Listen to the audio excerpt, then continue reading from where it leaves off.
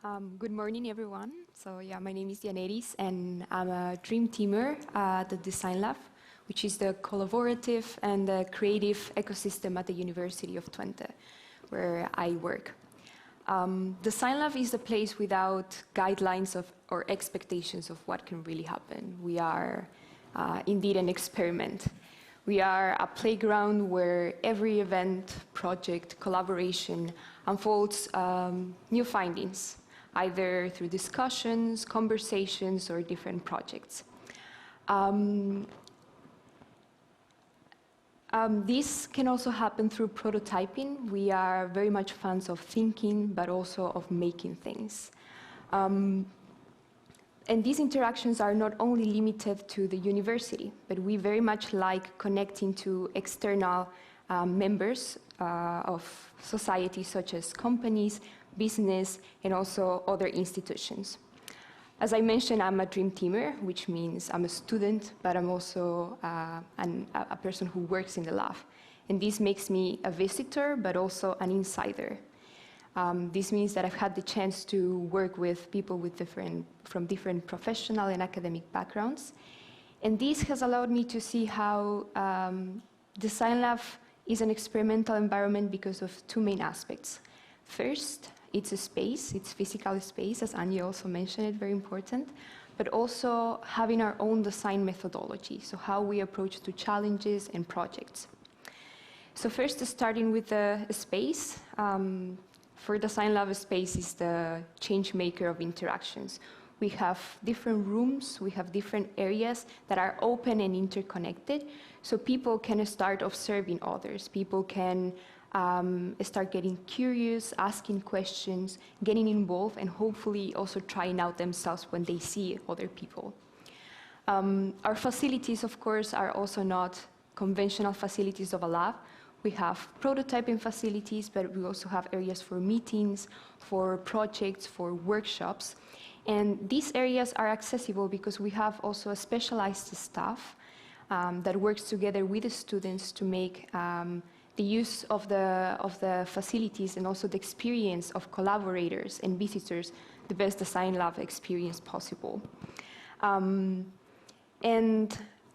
one of my favorite things of the Design Lab as well is that we have specific rooms that are for researchers who are continuously investigating topics related to science, technology, and society.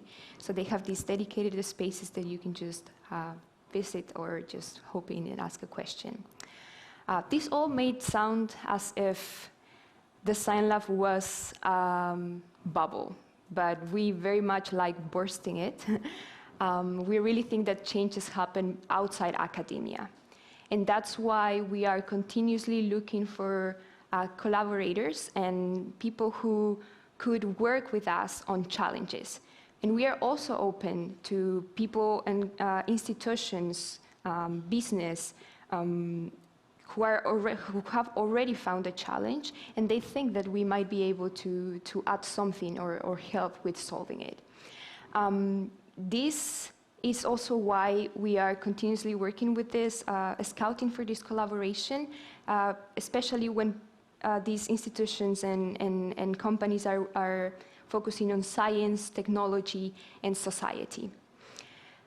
What happens when the Design Lab has found a challenge is that this challenge gets transformed into a project.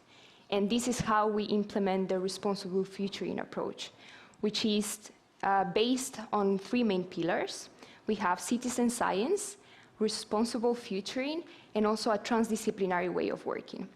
And the idea of this methodology is that we have a more structured way of approaching a challenge, and that we have specific phases that we can go in an iterative way. So you give guidance to the companies, to students, to people working on a specific challenge and a specific world issue. And just to give an example, we recently had a project with safety and security on campus where we, for example, involved the stakeholders and we tried to understand all their perspectives. And later we tried to define what the challenge actually is, and we tried to frame it. And this happens because we have this approach, the responsible futuring. The main 4 phases that we have for the responsible futuring approach are first connect and relate, which means that we bring different stakeholders and we allow them to connect with each other to see what their perspectives are. And that also allows us to see, to understand the problem more in depth. From there, we go to framing the challenge. And here we go more in detail. We try to understand the interconnections of the problem and we define it. Because before working on something, we need to have a clear definition of what's going on. Following this, we go to ideate and imagine. And here we try to make the solution more tangible. So we try to think about the future, so how our solution can actually look in the short, but also in the long term. And finally, we go to reframe and reflect and reframe. And this is our moment for reflection. This is where we look back, we look at the problem that we solved, but also we looked at the process that we followed, and we see if we have the chance to change something in the process that we follow ourselves. This allows, of course, to improve the solution, but also to understand the initial problem more in depth. So this is how the Design Lab becomes an accelerator of solutions. As I mentioned, we have the space, and we also have a methodology. And this makes possible for the Design Lab not only to be an experimental environment, but also to be a space where innovation and collaboration is continuously happening, continuously improving, and continuously being open to citizens and students and professionals of the world. Thank you very much. Dianneris Diaz, did you not just graduate last evening? Yes. Thank you. I did. Congratulations. Thank you very much. That is really special, and we're so lucky to have you here the next day. It's an honor for me, oh, yeah. Well done. Can you tell me shortly what the added value is of the system of responsible futuring methodology for, let's say, today's citizens, for instance?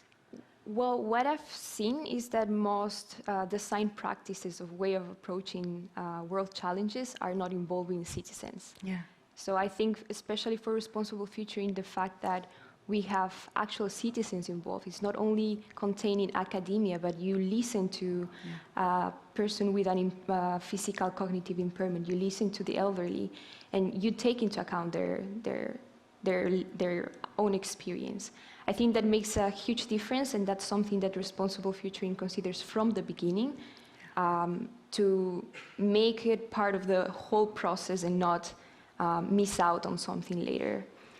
Mm-hmm. Yeah, crucial, very important. Show of hands for questions for Dianneris. Sorry, yeah, there you go. Thank you so much.